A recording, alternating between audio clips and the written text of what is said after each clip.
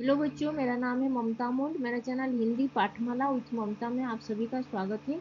आज हम अंकुर हिंदी पाठमाला कक्षा 5 का चैप्टर नंबर 9 अध्याय 9 का पेज नंबर 62, 63, 64 वो चैप्टर 9 है धैर्य की परीक्षा। धैर्य की परीक्षा चैप्टर 9 धैर्य की परीक्षा का आज पाठ्य रूपांतर करेंगे। अगर कोई चैनल को सब्सक्राइब नहीं किए है तो चैनल को सब्सक्राइब कर देना। तो चलो स्टार्ट करते हैं। अंकुर हिंदी पाठमाला कक्षा 5 का चैप्टर नंबर 9 धैर्य की परीक्षा। तो पेज नंबर 62 का चैप्टर नंबर 9 धैर्य की परीक्षा। सत्य प्रकाश आंगन में बैठे वही खाता लिख रहे थे। सत्य प्रकाश एक यहाँ पे एक आदमी का नाम है। ये सत्य प्रकाश है। सत्य प्रकाश आंगन में मतलब उनके जो कॉरिडोर में, आंगन मतलब कॉरिडोर, कॉरिडोर को आंगन बोलते हैं।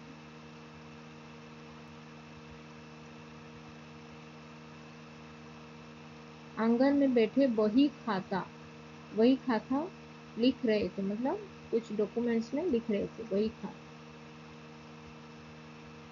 लिखने का, वही खाता हिसाब किताब लिखने की पुस्तिका। वही खाता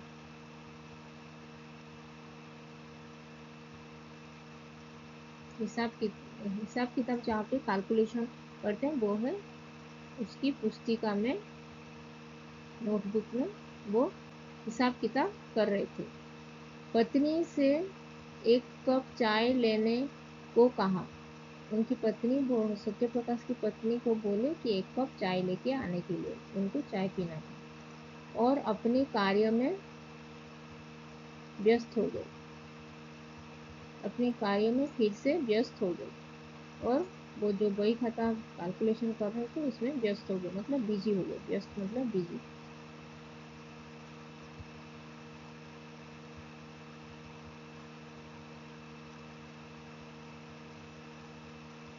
पास ही उनका बेटा मोहन बैठा खेल रहा था। पास में उनके बेटा सत्य प्रकाश के बेटा मोहन खेल रहा था। वहाँ पे खेल रहा था, वो जहाँ पे आंगन में कॉरिडोर में वहाँ पे बैठ के सत्य प्रकाश बैठा था, कैलकुलेशन कर रहे थे और वहाँ पे उनका बेटा वहाँ पे आंगन में कॉरिडोर में वो खेल रहा था।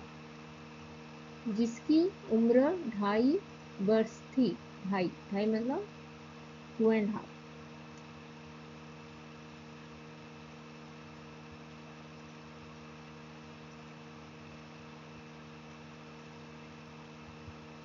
ढाई मतलब 2.5 years उसका एज था। उनका बेटा का एज मोहन, उनका बेटे का नाम था मोहन। वो 2.5 years का था। तभी एक कौवा कहाँ से आकर पास की दीवार पर बैठा और काव काव करने लगा। वहाँ पे उसी टाइम में जो वहाँ पे वो आंगन में बैठ के वो लोग मोहन खेल रहा था और सत्य प्रकाश वही खाता कैलकुलेशन कर रहे थे। वहाँ पे एक कौवा मतलब क्रो,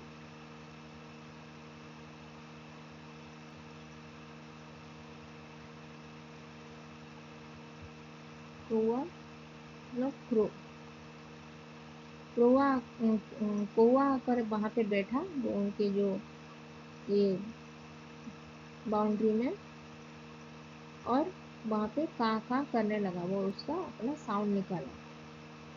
बच्चा कौवे को देखकर खुश हुआ और पिता से बोला, बापू कौवा। वो उनके बेटा जो मोहन, वो कौवे को जो kaa कर रहा था वहाँ पे आकर जो बैठा था, तो वो देखकर वो खुश हो गया और उसके डैडी को बोला, पिताजी को बोला, पिताजी बापू। बापू मतलब डैडी।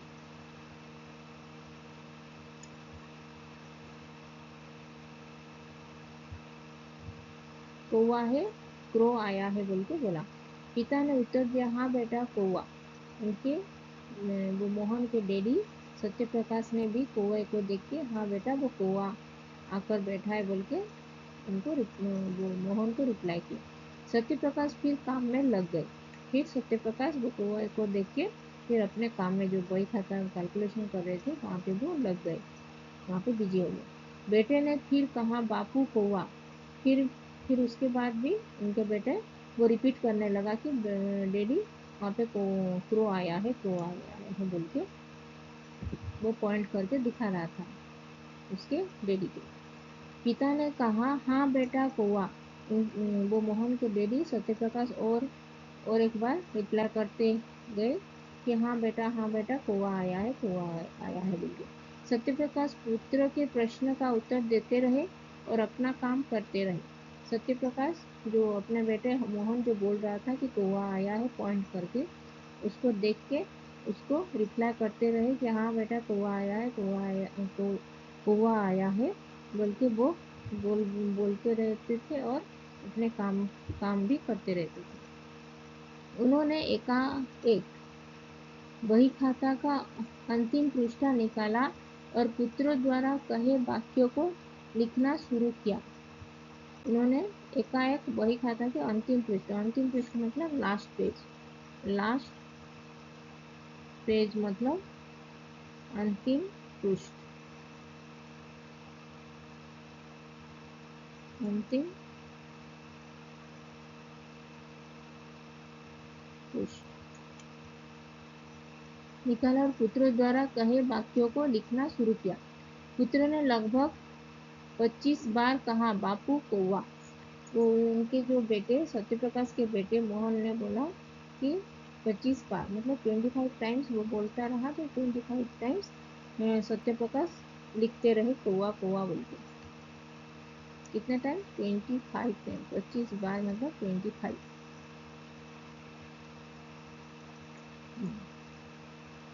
तो यहाँ पे शब्द दिया गया है बही खाता। बही खाता मतलब हिसाब किताब लिखने की पुस्तिका, जो कैलकुलेशन करते हैं जहाँ पे वो पुस्तिका मतलब नोटबुक। ढाई, ढाई मतलब दो और आधा मतलब 2.5। ढाई मतलब 2.5। तो और एक बार इसको पढ़ते हैं।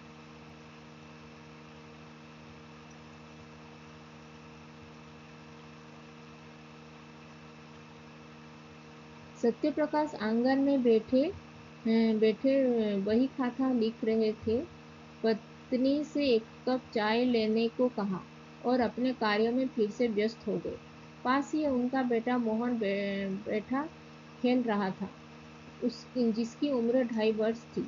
तभी एक कौवा कहाँ से आकर पास की दीवार पर बैठा और काव काव करने लगा। बच्चा कौवे को देखकर खुश हुआ और पिता से बोला बापू कौवा। पिता ने उत्तर दिया हाँ बेटा कौवा। सत्यप्रकाश फिर काम में लग गए। बेटे ने फिर से कहा बापू कौवा। पिता ने कहा हाँ बेटा कौवा। सत्यप्रकाश पुत्र के प्रश्न का उत्तर देते रहे और अपना काम करते रहे। उन्होंने एकाएक वही खाता के अंतिम पृष्ठा निकाले और पुत्रों द्वारा कहे वाक्यों को लिखना शुरू किया। पुत्र ने लगभग 25 बार कहा बापू कौवा।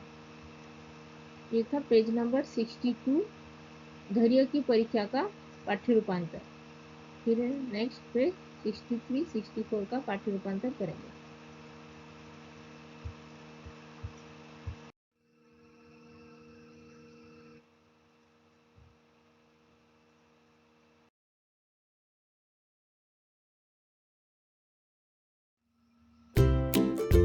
If you have not subscribed my YouTube channel, then please subscribe my YouTube channel.